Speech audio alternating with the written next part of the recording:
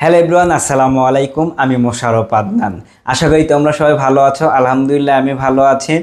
তোমরা জানো basically private ইউনিভার্সিটিতে কাজ করি। অনেক শিক্ষার্থী কিন্তু বলেছো ভাইয়া অনেক বিশ্ববিদ্যালয়তেই স্পেশালি হচ্ছে টপ 10 যে বিশ্ববিদ্যালয়গুলো বর্তমানে কিন্তু 10 থেকে 15 লক্ষ টাকা খরচ হয়ে যায়। তো অনেকেই কিন্তু বর্তমানে দেশের বাহিরেও পড়াশোনা করতে চাচ্ছ বা দেশের বাহিরেও যেতে চাও। তো স্পেশালি হচ্ছে অনেক জায়গা থেকে অনেক সোর্স থেকে যেটা পাইলাম সেটি হচ্ছে বাংলাদেশের শিক্ষার্থীরা 5টি দেশে বেশি যেতে চায়। এই 5টি দেশে কেন শিক্ষার্থীরা যেতে চায় সেই কারণগুলো নিয়ে কথা বলবো। এবং আমার কাছে মনে হয় তোমাদের যদি 15 থেকে 20 লক্ষ টাকা বাজেট থাকে এই 5টি দেশেও কিন্তু যাওয়া সম্ভব যদি তুমি স্কলারশিপ পাও। তো চলো আজকের এই ভিডিওতে কথা বলি কোন কোন দেশ রয়েছে এই 5টি সিরিয়ালে, পাশাপাশি এই দেশগুলোতে তুমি কেন যেতে চাও বা বাংলাদেশের শিক্ষার্থীরা কেন যেতে চায় সেই সব নিয়ে ব্যাখ্যা করব এই ভিডিওতে। তো চলো শুরু করা যাক। তো প্রথমেই যদি বলি নাম্বার 1 সেটি হচ্ছে অস্ট্রেলিয়া। এইখানে কিন্তু বাংলাদেশের শিক্ষার্থীরা যদি দেশের বাহিরে অ্যাব্রোডে অর্থাৎ পড়াশোনা করতে যেতে চায় তাহলে কিন্তু সর্বপ্রথম তালিকায় কিন্তু এই অস্ট্রেলিয়াকে রাখে। এখন যদি কারণগুলো বলি কেন সর্বপ্রথম এই দেশকে তারা রাখে, বেসিক্যালি হচ্ছে এই দেশটিতে বসবাসের জন্য কিন্তু চমৎকার।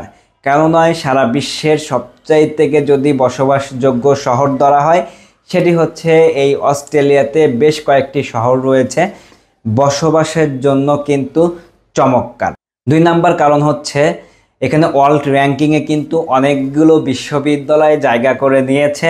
আর ওয়ার্ল্ড র্যাঙ্কিংয়ে যেসব বিশ্ববিদ্যালয়গুলো জায়গা করে নেয় সেই সব দেশে কিন্তু এডুকেশন বা শিক্ষা ব্যবস্থা কিন্তু অনেক ভালো।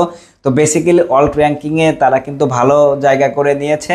আর তোমরা সবাই জানো এই দেশের শিক্ষা ব্যবস্থা কিন্তু অনেক ভালো। 3 নাম্বার পয়েন্ট হচ্ছে অন্য অন্য দেশের তুলনায় কিন্তু এই দেশে ভিসা কিন্তু পাওয়া খুবই ইজি অন্য অন্য দেশের তুলনায়। 4 নাম্বার পয়েন্ট যেটা বলবো সেটি হচ্ছে এই দেশে যদি কোনো শিক্ষার্থী যায় তাহলে কিন্তু সপ্তাহে অলমোস্ট 20 ঘন্টা কাজের সুযোগ রয়েছে। 5 নাম্বার যে পয়েন্টটি রয়েছে সেটি হচ্ছে টিউশন ফি। অর্থাৎ এই দেশে যতগুলো বিশ্ববিদ্যালয় রয়েছে টিউশন ফি কিন্তু তুলনামূলক স্ট্যান্ডার্ড, অর্থাৎ খুব হাই না এবং লো না, মাঝামাঝি। এবং তোমরা যদি স্কলারশিপ পাও তাহলে কিন্তু টিউশন ফিটা কমে আসে। বেসিক্যালি এই কারণেই কিন্তু শিক্ষার্থীরা বেশি যেতে চায় এই অস্ট্রেলিয়াতে। 2 নম্বরের যে দেশটি রয়েছে সেটি হচ্ছে কানাডা। তোমরা যারা দেশের বাইরে যেতে চাও তোমরা কিন্তু এই কানাডাকেও কিন্তু তোমরা রাখো লিস্টে। তার অন্যতম কারণ হচ্ছে এইখানে যে শিক্ষার্থীরা যায় তাদের কিন্তু বসবাসের জন্য কিন্তু চমৎকার কিছু প্রসেস রয়েছে। এই জন্য কিন্তু বাংলাদেশের শিক্ষার্থীরা কিন্তু বেশি যেতে চায় এই দেশে। এই দেশটিতে যে বিশ্ববিদ্যালয়গুলো রয়েছে ওয়ার্ল্ড র্যাঙ্কিংয়ে তো ভালো করছেই, পাশাপাশি কিন্তু এই দেশের বিশ্ববিদ্যালয়গুলোতে গবেষণার অনেক সুযোগ রয়েছে। এই দেশে যাওয়ার অন্যতম কারণ হচ্ছে জব করার সুযোগ সুবিধা। অর্থাৎ তুমি পার্ট টাইম চাকরি করতে পারবা, বাট কোনো ধরনের কোনো পারমিশনের দরকার নেই এই কানাডাতে। ওয়ার্ক পারমিট ছাড়াই কিন্তু তুমি কাজ করতে পারবা এই কানাডাতে। আর এই কানাডাতে কিন্তু 20 ঘন্টারও অধিক কাজের সুযোগ রয়েছে। পাশাপাশি তোমাদের সেমিস্টার শেষ হলেও কিন্তু তোমরা একাধিক ঘন্টা কিন্তু কাজ করার সুযোগ রয়েছে এই কানাডাতে। নাম্বার 3 যে দেশটি রেখেছি সেটি হচ্ছে যুক্তরাজ্য। অর্থাৎ ইউরোপের দেশগুলোর কথা যদি বলি, তোমরা জানো বিশ্বের অনেক নামি দামি বিশ্ববিদ্যালয় কিন্তু রয়েছে এই যুক্তরাজ্য। এবং বাংলাদেশের অধিকাংশ শিক্ষার্থীরা কিন্তু এই দেশে যেতে চায়।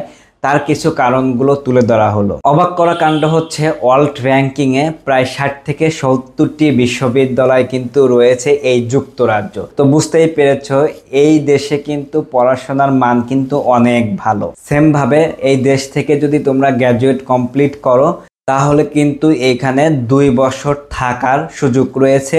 অর্থাৎ এই দেশটাই কিন্তু এই সুযোগটা করে দেয়। পাশাপাশি কিন্তু ইউরোপ কান্ট্রিতে বসবাসের জন্য কিন্তু চমৎকার, কেননা এইখানে কিন্তু কোনো ধরনের কোনো রাজনৈতিক ইফেক্ট পড়ে না।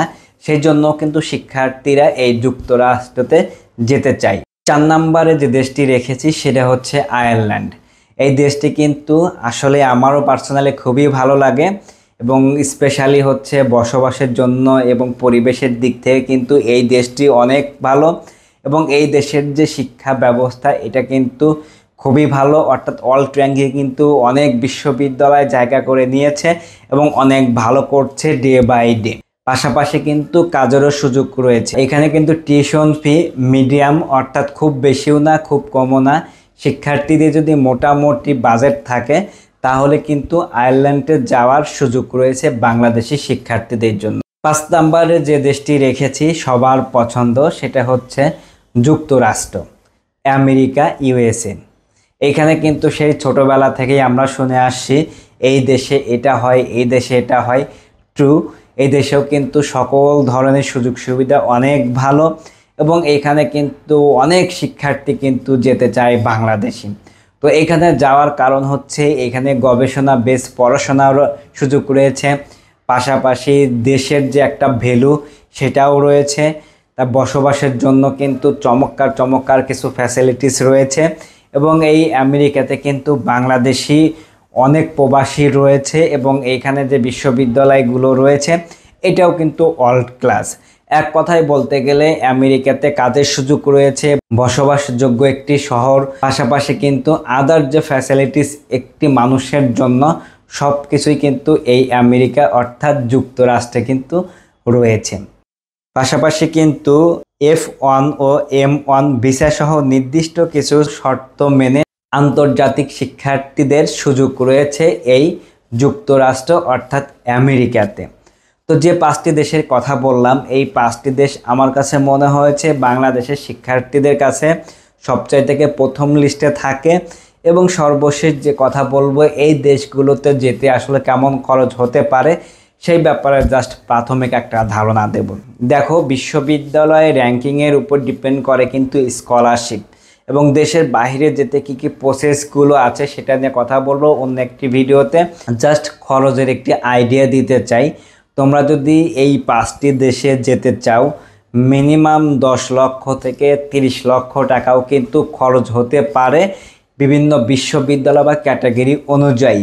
এবং অডিট হওয়ার কিছু নাই, তোমার যদি আইএলস বা জিআর বা যে রিকোয়ারমেন্টগুলো থাকে এইগুলো যদি তোমরা ফুলফিল করতে পারো অনেকে কিন্তু 100% স্কলারশিপও পেয়ে থাকে।